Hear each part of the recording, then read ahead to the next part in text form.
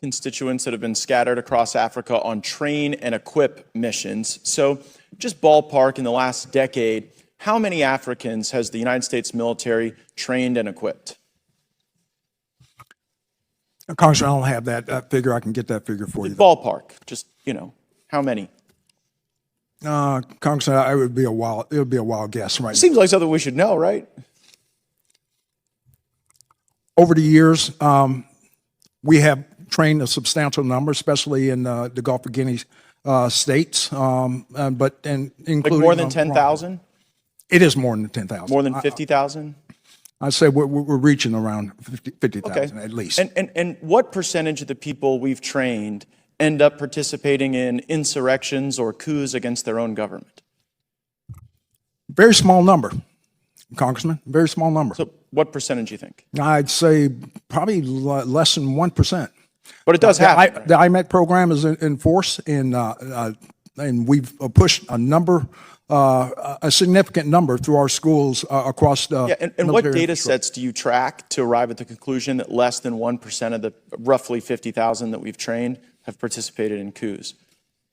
Because it'd be like about 500, about 1% of 50,000. Congressman, you may have that information. I don't at this time, but I know. Well, I know there are some, right? Like go ahead and throw up that image.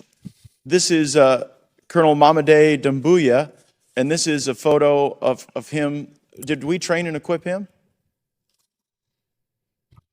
in Guinea? By name, I cannot identify that. Well, that guy in the middle with the big red hat, Colonel Mamade Doumbouya, that's him with a bunch of U.S. service members outside of our embassy.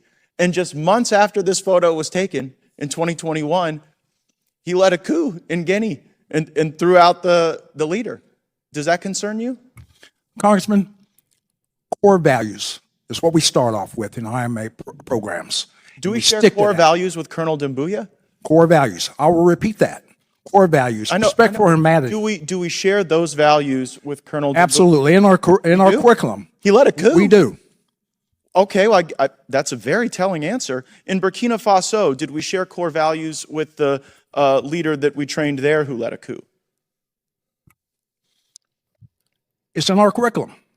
We stress core values. We request civilian-led governance. Wait, hold on. Is leading coups in our curriculum?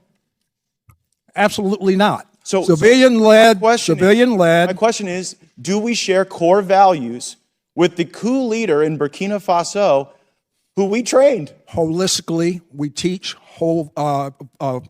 core values with a respect for civilian governance, apolitical, and that's what sticks across a very high percentage in the 99 percentile. Right? But not everybody. And I wonder how many people it takes to plan a coup. I mean, initially you didn't know how many we trained and equipped. Then you said it was 1%. You had no basis for that 1% number because there's no data set you tracked. Mr. Chairman, I seek unanimous consent to enter into the record. Another U.S. trained soldier stages a coup in West Africa by The Intercept. Without objection, so ordered. And I further seek unanimous consent to enter into the record. U.S. forces trained the Guinean colonel behind the recent coup in West African country, and this is regard to Guinea. Without objection, so ordered. So I guess the question is, why should U.S. taxpayers be paying to train people who then lead coups in Africa?